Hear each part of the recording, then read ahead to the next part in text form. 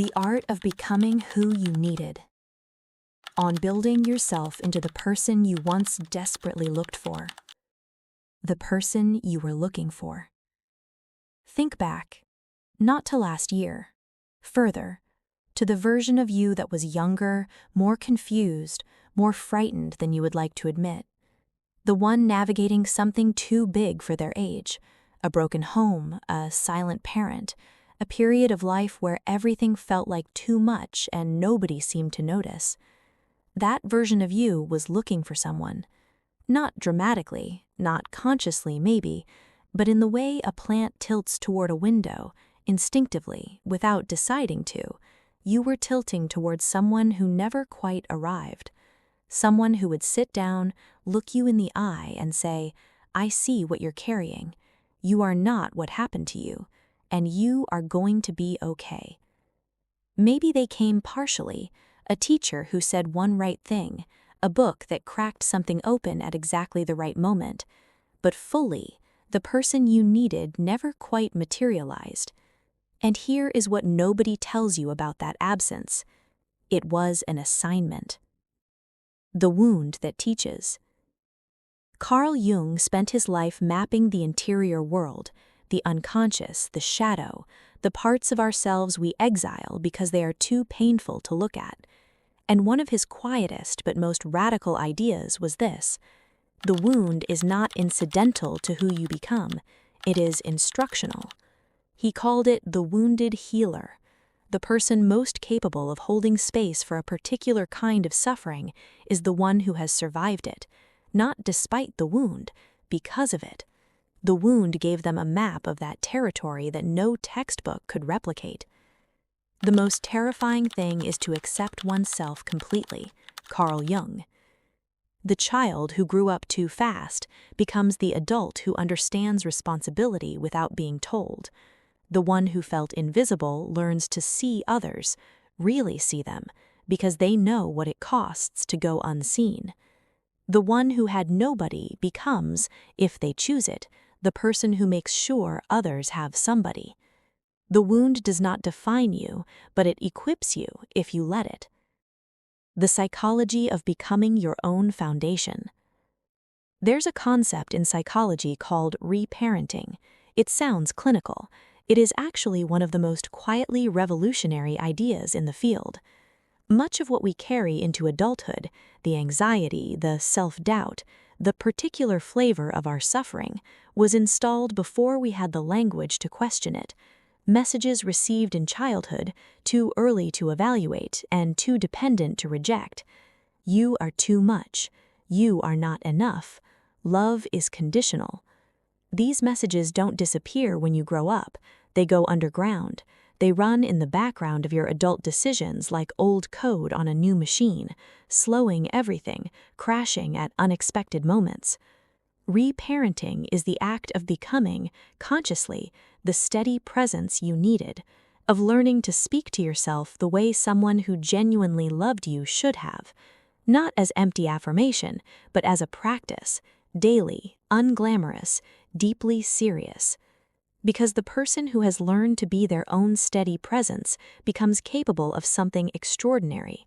They become that presence for others. The healing doesn't stay with you, it moves outward into every person you touch. Seneca and the work that cannot wait. Seneca wrote his letters from the last years of his life, urgent, dense, alive with the clarity of someone who knows the clock is running. And in one of them he wrote, "Recede in te ipso," withdraw into yourself. Seneca, Letters to Lucilius. Not retreat, not hiding, the deliberate, courageous act of going inward to do the work the world will never create the perfect conditions for, because it won't. The timing will never be exactly right.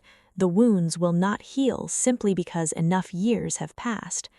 The Stoics understood what the self-help industry has largely forgotten, that becoming is not inspiration, it is work. Difficult, daily, unspectacular work. The work of choosing your response when everything in you wants to react, of holding a standard for yourself when no one is watching, of building, brick by slow brick, the interior architecture of a person you can actually respect. This is not about fixing yourself. Here is where I want to be precise, because this can be misheard. Becoming who you needed is not a project of fixing yourself. It is not the same as deciding you are broken and must be repaired before your life can begin. That framing begins from the premise that you are a problem. You are not a problem.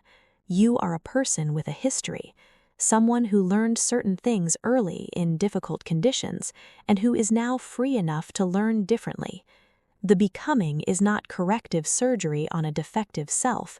It is expansion, the deliberate growth of a person who was fundamentally whole, but who needed time and honesty and the willingness to face what was, to discover the fullness of what they are. James Baldwin wrote, "Not everything that is faced can be changed, but nothing can be changed until it is faced." Facing is not fixing. Facing is where the becoming actually starts. How it actually happens. Not in a moment, not in a single conversation or a breakthrough, though all of these can be part of it. It happens in the accumulation of small decisions. The moment you choose to speak to yourself with patience instead of cruelty.